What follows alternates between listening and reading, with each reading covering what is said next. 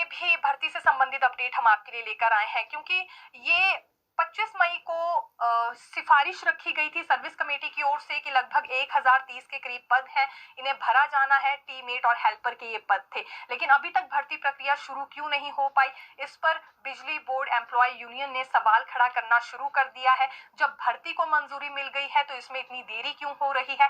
Staff की कमी के चलते कई तरह की परेशानियां बाकी कर्मचारियों को झेलनी पड़ रही है, और अब सर्दियों का मौसम आ रहा है, काम और ज्यादा बढ़ जाएगा। ऐसे में यदि स्टाफ नहीं होगा तो और ज्यादा दिक्कतें आम लोगों के समक्ष भी खड़ी होंगी, ये बात इन्होंने कही है। अब देखिए, यूनियन ने जो दावा किया है उसके मुताबिक 1030 के करीब ये पद भरे जाने थे। इसमें टीममेट के 550 पद, हेल्पर के 400 पद और 50 हेल्पर पावर हाउस इलेक्ट्रिकल के पद भरे जाने थे, 20 हेल्पर पावर हाउस के और 10 पद हेल्पर MNT के भरे जाने थे। लेकिन अभी तक इन पदों को नहीं भरा गया है। हालांकि डिवीजन स्तर पर जरूर इन पदों को बांट दिया गया है। तो आगे की प्रक्रिया कब तक शुरू होगी, यही सवाल अभी तक एम्प्लॉय यूनियन की ओर से किया जा रहा है। और ज्यादा सर्दियां आए उससे पहले पहले ये भर्ती प्रक्रिया पूरी हो जानी चाहिए। अल्टीमेटम इन्होंने दे दिया है, नहीं तो ये भी अपनी ओर से प्रदर्शन करना शुरू कर देंगे। शास्त्री भर्ती पर अब आना चाहेंगे, क्योंकि शास्त्री भर्ती देखिए स्थगित कर दी गई है, लगभग 1 महीना हो गया है और उसके बाद कोई हलचल हमें ना सचिवालय में नजर आ रही है और ना ही भर्ती प्रक्रिया आगे बढ़ाई जाएगी। इस पर कोई विचार विमर्श किया जा रहा है मंत्री की ओर से भी।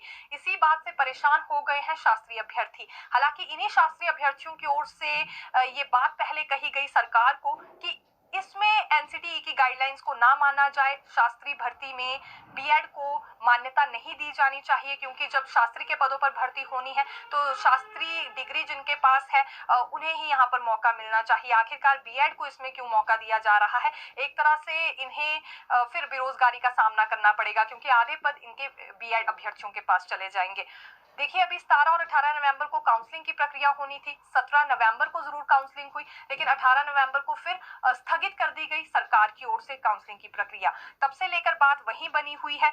अब यहाँ शास्त्रीय अभ्यर्थियों की ओर से ही कहा जा रहा है कि कम से कम ये भर्ती प्रक्रिया तो पूरी की जाए, लेकिन सरकार अभी तक इस पर कुछ नहीं कह रही है, क्योंकि हाईकोर्ट भी ये मामला पहुंच गया है और बेरोजगार शास्त्री अभ्यर्थियों ने ही यहाँ कोर्ट का दरवाजा खटखटाया कि इनके पदों पर बीएड को मान्यता ना दी जाए। ऐसे में अब काउंसलिंग प्रक्रिया भी नहीं हुई, आगे की प्रक्रिया भी कब तक पूरी होगी इस पर भी कुछ नहीं कहा जा रहा है। और एक ही दिन अभी काउंसलिंग प्रक्रिया हुई है, दूसरे दिन की जो शेष रह गई थी इस पर भी अभी तक कोई सोच विचार नहीं किया जा रहा है।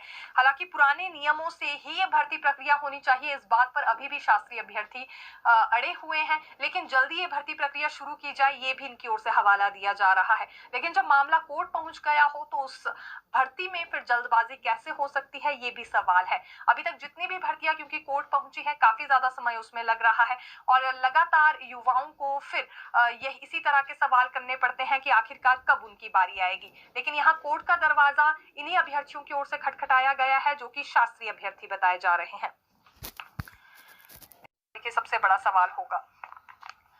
सानन रिपोर्ट पर अब आना चाहेंगे। पूर्व आईएएस अधिकारी दीपक सानन ने क्योंकि फाइनल रिपोर्ट सबमिट कर दी थी, जो कि उनकी कमेटी की ओर से तैयार की गई थी। पीडीएफ में ही ये कार्मिक विभाग के सचिव को रिपोर्ट सबमिट की गई थी। ये 8 दिसंबर को क्योंकि रिपोर्ट सबमिट हो गई थी, अपडेट हमने आपको पूरी दी थी इस बारे में। लेकिन रिपोर्ट कब तक लागू होगी, अब ये सवाल यहाँ बेरोजगार युवाओं की ओर से किया जा रहा है। तो आपको बता दें कि अब पीडीएफ फाइल के बाद सॉफ्ट कंटेंट कॉपी भी सानन कमेटी से मांग ली गई है और ये सरकार के सामने रखी जाएगी। उसके बाद एक तरह से नई प्रक्रिया लागू होने वाली है। लेकिन बड़ी बात ये है कि जितने भी विभागों के भर्ती नियम है उसमें बदलाव होने जा रहा है। बदलाव करना इसलिए जरूरी है क्योंकि जहां पहले एक वर्ष में ही 80 से 100 के करीब भर्तियां हो जाया करती थी, अब महज पूरे साल भर में ही 4 भर्तियां होंगी इस रिपोर्ट के अकॉर्डिंग।